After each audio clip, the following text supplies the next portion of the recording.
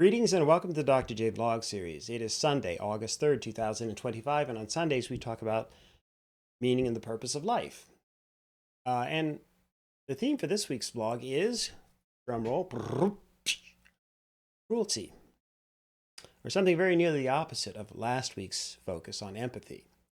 So first, what do we mean by cruelty? Well, without getting too technical, by cruelty, most people are referring to those instances where people intentionally behave in ways that cause physical and/or mental and emotional pain and suffering to others, human and non-human alike. That is to say, acting with callous indifference to the real or serious harm that one might cause to another living entity. So, where does cruelty fit into life's equation? Why are people cruel?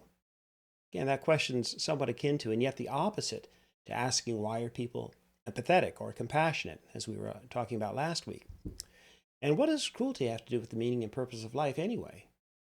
Well, let's start here with a bit of a thought experiment. So if you were forced to make a choice and you could only be remembered after your death, one of two ways, what would you prefer? What would you choose? In other words, would you want to be remembered as a kind person or as a cruel person? Now, trust me, I understand the absurdity of these hypotheticals, okay? But they can be helpful in terms of clarifying our ideas and our understanding of ourselves, especially. So again, at the end of your life, would you want to be remembered as a kind or a cruel person? And it seems like the answer would be so obvious. So let's change the framing slightly, shall we? At the end of your life, would you like to look back on it yourself and in your own mind conclude that you were a kind or a cruel person? Now, the reality, of course, is it's never that kind of a binary choice. I suspect that most people, and probably most of the time, tried to act in reasonably kind and supportive ways. And maybe at times were not so kind, and perhaps even cruel on occasion. So let's alter the thought experiment even further, shall we?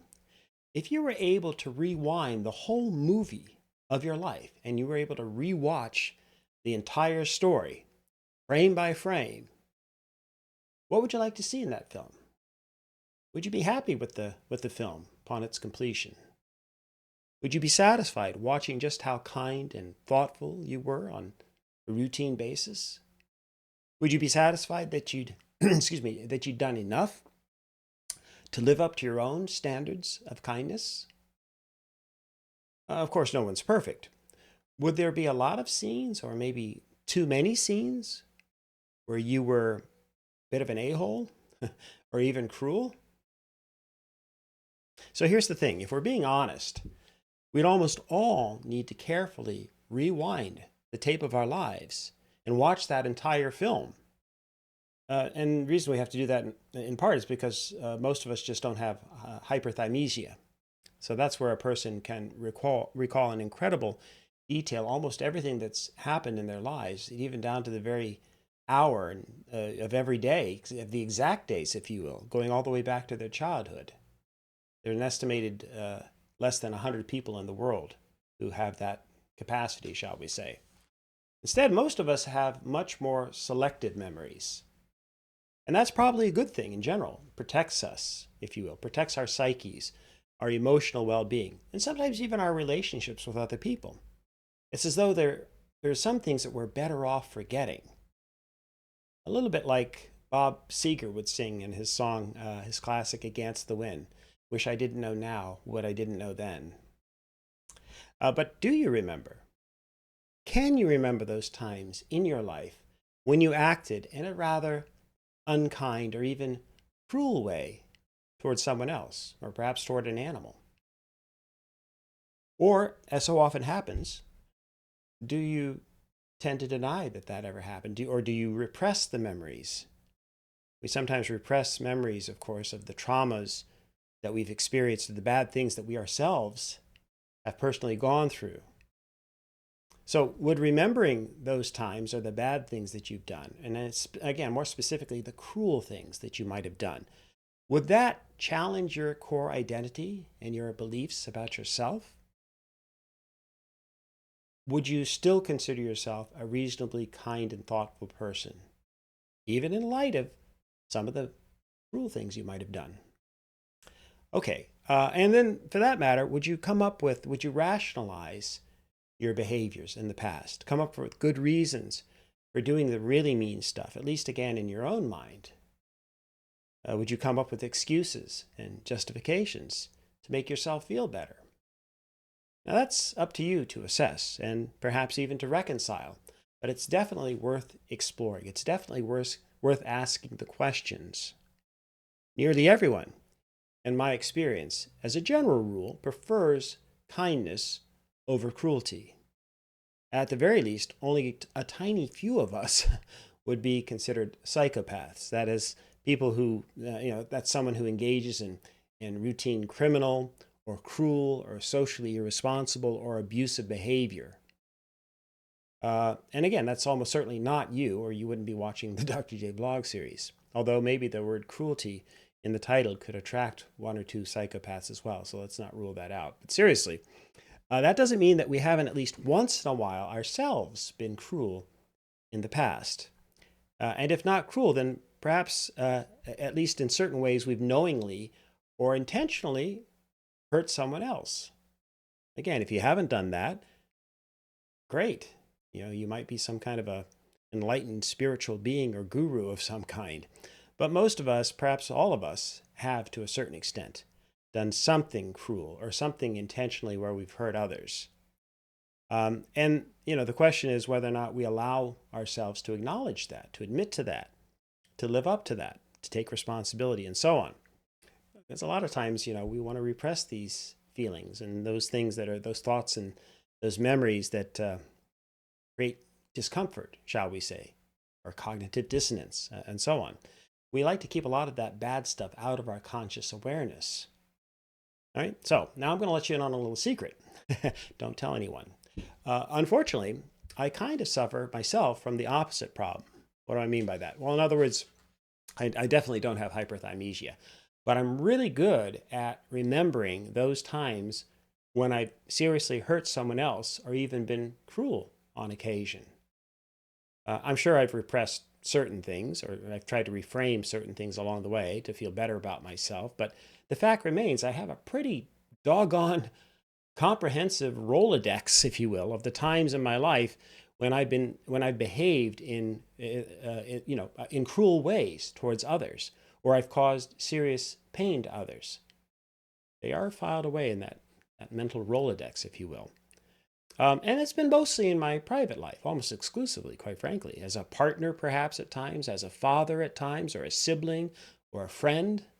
I literally have etched into my consciousness almost all the truly shitty things that I've ever done, most of which, though, thankfully, have occurred in my younger years. And I'm not saying that as an excuse, it's just the truth.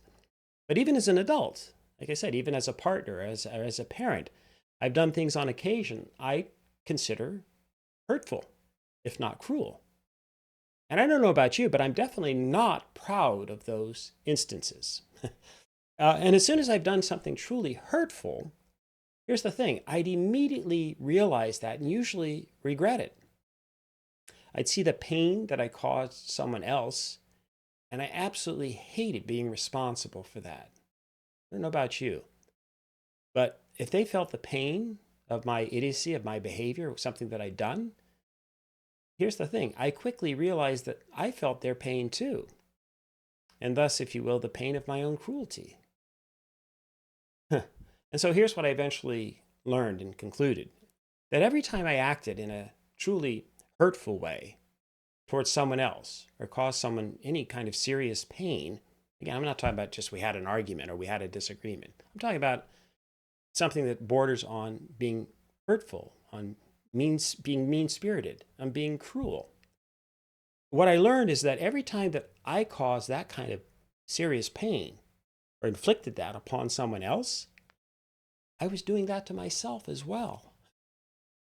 In short, if I did anything to damage or seriously hurt someone else, I was simultaneously damaging myself. And I guess that's why I remember these instances all these years later. So, over the years, I guess what on the bright side, I don't know about you, but I quite self-consciously work to identify and root out anything that might lead to callous indifference, anything that might lead to mean-spirited responses, or any kind of cruelty on my own part. So while obviously far from perfect, I can now honestly say that I haven't been mean-spirited or cruel for many years now, literally years. Maybe still occasionally a bit of a dick, but definitely not harmful or cruel. So there's nowhere in my personal mission statement or in my understanding of the meaning and purpose of life where it says it's okay to be cruel or just act like a really big jerk, as long as you can come up with some good reason for being that way. No, doesn't exist. And so that's the first step. Eliminate any possibility that you could be cruel or deeply hurtful towards others. Again, I'm not asking you to be perfect. I'm asking you to root out that which influences you or pushes you in the direction of being cruel towards others. And so that first step actually involves several parts. I'll keep it simple, as they say. Do a self-audit. Be honest with yourself. Face the truth and your own demons. Acknowledge those times when you've been truly hurtful or even cruel toward others. Figure out why.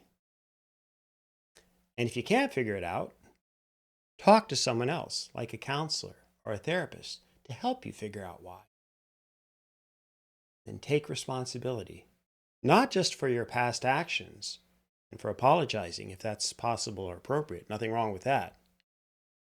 But even further, take responsibility for changing whatever you can control. And then change or eliminate those factors, those influences that lead to your own cruel or deeply hurtful behavior. Okay? So that's the message today. Let's remember, it's not just then about you and I not being cruel. That's the first step. We'll also then have to confront the possibilities of callous indifference that might plague us from time to time. And then the greatest challenge of all, assuming that we've conquered our own demons, how do we then deal with the cruelty of other people? What responsibility do you and I have for cruelty and suffering elsewhere, beyond our own personal spheres, elsewhere on the planet? Wait, well, you got to be kidding, Mikowski. Well, it isn't, the question would be, isn't it enough to simply fix myself, so to speak, to get my own house in order? Sure, at some level. And believe me, if you do that, you've done something special. Not unique, but special.